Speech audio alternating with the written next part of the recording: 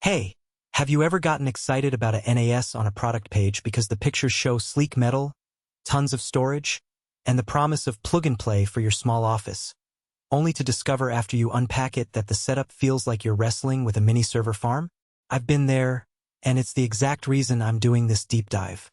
I want to make sure you don't waste a weekend figuring out why the device you thought would be just work actually needs a half day of reading manuals, tweaking network settings, and dealing with unexpected licensing headaches. Link is in the description if you want to check the product details on Amazon.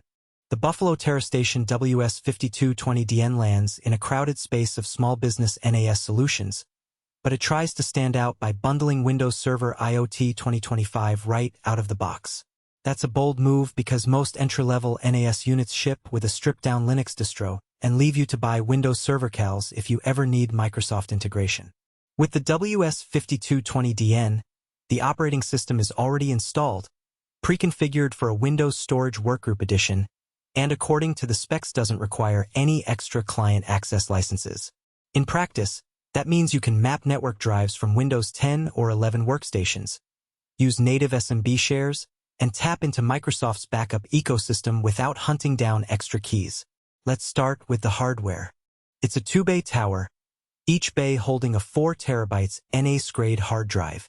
The drives are pre-tested and come set up in RAID 1, so you get mirroring for free. That's a nice safety net for a small office that can't afford a dedicated IT person to rebuild a corrupted volume. When you power it on, the front panel lights give you a clear view of each drive's status, no cryptic blinking codes to decipher.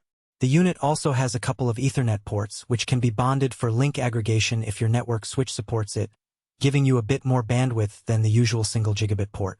Now, the first real test for me is the initial configuration. Most reviewers complain that you have to spend hours installing Windows Server, but the TeraStation's web interface walks you through a wizard that detects the pre-installed OS, offers to create a storage pool, and lets you name your shares. Because it's a Windows environment, the share permissions feel familiar. You can assign NTF-style ACLs, set up user groups, and even enable BitLocker encryption on the volume if you need it. For a shop of 5 to 10 people that already uses Microsoft 365, this familiarity can shave off a lot of learning curve. One of the hidden trade-offs shows up when you start looking at the included Nova backup software. Buffalo licenses the professional version, which is more than the bare-bones backup apps that come with most NAS devices. You can schedule incremental backups of your workstations to the RAID 1 array, and the software can also push copies to Azure or OneDrive. That's a real plus if you're already paying for Microsoft Cloud Storage, because you can keep a local copy for fast restores and a cloud copy for disaster recovery. However, Nova Backup isn't as slick as some third-party solutions. The UI feels a bit dated, and you'll need to allocate a portion of that 8 terabytes to the backup archive if you want to keep a few weeks of version data. In a tight budget, that could mean you're left with less space for active projects. Performance-wise, the WS5220DN isn't trying to be a high-end SAN. The RAID 1 mirroring means write speeds are capped by the slowest drive, which is typical for 4 terabytes NAS-grade disks. In my tests moving a 5 gigabytes project folder from a Windows laptop over a gigabit switch, I saw sustained transfer rates around 110 megabytes per second. That's plenty for everyday file sharing, CAD file versioning, or video editing drafts that live on a local workstation. If you're planning to stream multiple 4K video streams simultaneously, you might feel the bandwidth limits, especially if you haven't bonded the Ethernet ports or upgraded to a 10 GB switch. Who should consider this box?